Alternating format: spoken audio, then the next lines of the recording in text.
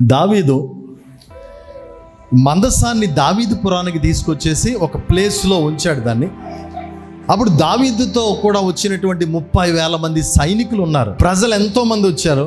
వాళ్ళందరికీ బహుమానాలు ఇచ్చాడంట. ఎవరి బహుమానాలు వాళ్ళకి ఇచ్చేసాడు. భోజనాలు పెట్టాడు. వాళ్ళకి ఇవ్వాల్సిన ఆహార పదార్థాలు ఇచ్చాడు. సైన్యములకు అధిపతి యెహోవా నామమున వారిని ఆశీర్వదించి వారిని పంపేశాడు. వారందరినీ పంపిన తర్వాత ఇక్కడ ఒక మాట ఉంటుంది చూడండి. తన ఇంటి వారిని దీవించుటకు దావీదు తిరిగి రాగా, ఏమండి అక్కడ వాళ్ళందరినీ ఆశీర్వదించాడు, వాళ్ళందరినీ దీవించాడు.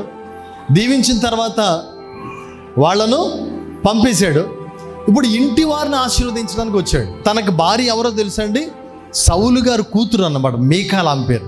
దావీదు ఇంటికి వచ్చి తన భార్యను దీవించాలని వస్తే భార్య సీక్రెట్గా కిటికీలో చూసిందంట. ఎక్కడా సిగ్గుపడకుండా దేవుళ్ళు పరిశుద్ధాత్మలు ఆనందిస్తూ శక్తి కొలది నాట్యం ఆడుతున్నాడంట. అలా నాట్యం ఆడుతున్నప్పుడు చూసిందంట. చూసి మనస్సులో ఈనపరుచుకుందంట. చీ, సిగ్గులేదా? నీకు ఇన్సల్ట్ అనిపించట్లేదా? నీకు అవమానం అనిపించలేదా అనుకుని ఏంటి ఇంత దిగజారిపోయాడు ఈయన అన్నట్టుగా ఈనంగా మాట్లాడుకుందంట. ఇప్పుడు డైరెక్ట్గా వచ్చాడు. డైరెక్ట్గా అంటుంది, వ్యర్థుడు ఒకడు చేసినట్టుగా, ఫూలిష్ మ్యాన్ అంటే పనికిమాలోడు డ్యాన్స్ కట్టినట్టుగా, ఆ పనికత్తుల ముందు నువ్వు డ్యాన్స్ కట్టావు, నీకు సిగ్గులేదా?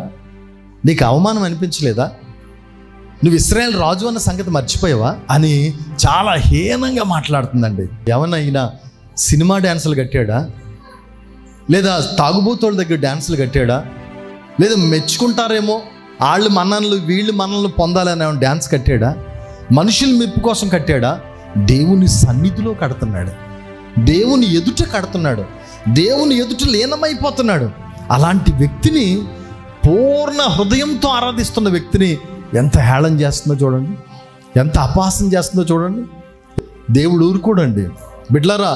దేవుని ఎదుట భక్తుడైన వాడు ఆరాధిస్తున్నప్పుడు, దేవుడిలో లీనమవుతున్నప్పుడు అలాంటి వ్యక్తిని ఎవరో హేళన చేయకూడదు, అపహాసం చేయకూడదు.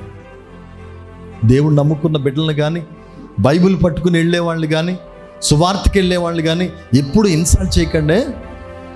ఏమండి, ఒక ఆత్మీయుణ్ణి ఇన్సల్ట్ చేస్తే, ఒక ఆత్మీయుణ్ణి అపహాసం చేస్తే దేవుడు దృష్టి ఉంచుతాడంట. ఇతరుల గురించి చెప్పుకుంటేనంట వాళ్ళ పాపాలు మనం పంచుకున్నట్టంట. కొంతమంది కోడతారండి, వాళ్ళింటికి వీళ్ళింటికి వెళ్తూ ఉంటారు. వాళ్ళ మీద వీళ్ళ మీద చెప్పుకుంటూ ఉంటారు. ఇదే వాళ్ళ పని. కానీ ఇంకా పాపాలు మూట కట్టుకుంటారు.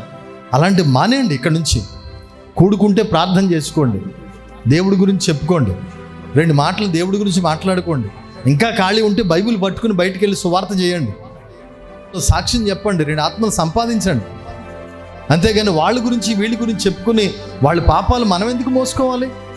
శాపగ్రస్తులు ఎందుకు కావాలి? కాబట్టి బిడ్డలారా, ఎవరిని మనం అపహాసం చేయకూడదు. ఇక్కడ సొంత భర్తనే హేళన చేసింది, అపహాసం చేసింది, మనస్సులో హీనపరుచుకుంది, చీప్గా చూసింది, ఇన్సల్ట్గా చూసింది. ఇంటికి వచ్చిన తర్వాత బయటికి అనేసింది, పనికిమాలోళ్ళలాగా నీకు సిగ్గులేదా? అలాగే డ్యాన్స్ కడుతున్నావా? ఆ పనోళ్ళందరి ముందు నీకు ఇన్సల్ట్ అనిపించలేదా అని అన్నది. దావీదు గారి రెస్పాన్స్ ఎలా ఉందో చూడండి. ఏమి కోప్పడలేదు, గసరలేదు, కొట్టలేదు, చక్కటి మాట అన్నాడు. అమ్మా, నీ తండ్రిని అతని సంతతిని విసర్జించి ఇశ్రాయేలీయులను తన జనుల మీద నన్ను అధిపతిగా నిర్ణయించుకున్నట్టుకై నన్ను ఏర్పరచుకున్న యెహోవా సన్నిధిని నేను అలాగ చేశాను. ఎక్కడాడానమ్మా? నేను ఎక్కడ డ్యాన్స్ కట్టానమ్మా? అమ్మా, ఇదిగో నీ తండ్రిని తోసేశాడు, నీ తండ్రిని దేవుడు విసర్జించాడు. ఒకప్పుడు నాకంటే బలార్జుడు నీ తండ్రి, అందగాడు, బెన్యామీనుడు, అబ్బా దేవుడు మెచ్చుకున్నవాడు, అలాంటి వాడిని త్రోసేసి, యోనాతాన్ లాంటి మీ అన్నయ్యని తోసేసి, గొర్రెలు కాసుకునే పనికి మాలోని నాకు ఇచ్చాడమ్మా దేవుడి అవకాశం. నన్ను రాజుగా చేశాడమ్మా, ఈ స్థితిలో కూర్చోబెట్టాడమ్మా. అలాంటి నన్ను హెచ్చించిన దేవుని సన్నిధిలో నేను అలా చేస్తున్నానమ్మా. ఏమన్నా బయట ఏమైనా డ్యాన్స్ కడుతున్నానా?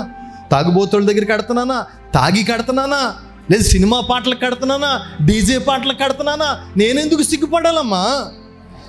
దేవుని దగ్గర నన్ను హెచ్చించిన దేవుణ్ణి, గొర్రెల దొడ్డులోంచి తీసుకొచ్చిన దేవుణ్ణి, నన్ను జ్ఞాపకం చేసుకుని నీ తండ్రి ఇంటి వారిని తోసేసి నన్ను ఎన్నుకుని ఏర్పరచుకున్న ఆ యేసయ్య సన్నిధిలో ఆడుతున్నానమ్మా.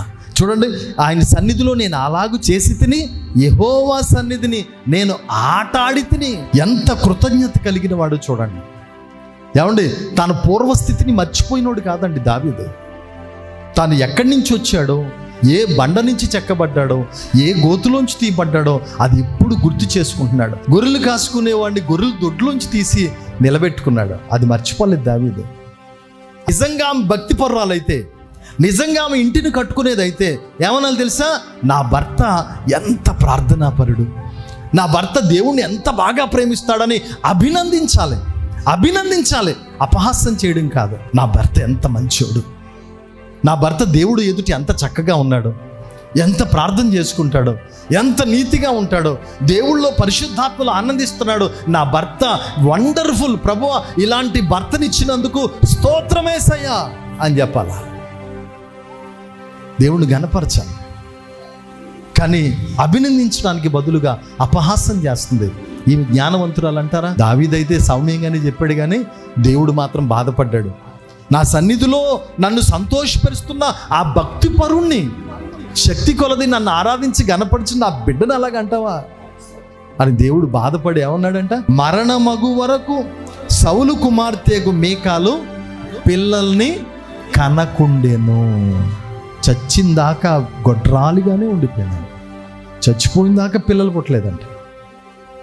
చూసారు ఎంత శాపం పొందేసుకుందో. ఆమె నిజంగా అపహాస్యానికి బదులు అభినందించి ఉంటే, అబ్బా వండర్ అండి, రాజైనా గర్వపడకుండా ఎంతగా ఆరాధిస్తున్నారండి. మీలా భక్తి చేసుంటే మా నాన్న బాగుపడి ఉండేవాడేమో, మీలా భక్తి చేసుంటే మా అన్న బాగుపడి ఉండేవాడేమో, అందుకే వాళ్ళు అలా త్రోసివేయబడ్డారు. అరే మిమ్మల్ని చేసుకోవడం నాకు చాలా ఇష్టం అండి అని ఉంటే ఆమె సంతానాన్ని దేవుడు ఇచ్చేసినేమో కదా. గొడ్రాలు అయిపోయింది, పిల్లలు లేరు. అక్కడ ఆశీర్వాదాలు ఏమో అందుకోలేదు, కానీ రివర్స్ వచ్చేసింది. బ్లెస్సింగ్స్ అంతా రివర్స్ అయిపోయింది, అంతా కూడా శాపం పొందింది. కాబట్టి మనమైతే అలా ఉండొద్దు. మనం ఆశీర్వాదం పొందుకుందాం, మనం బ్లెస్సింగ్స్ తీసుకుందాం, దేవుని అనుగ్రహం పొందుకుందాం.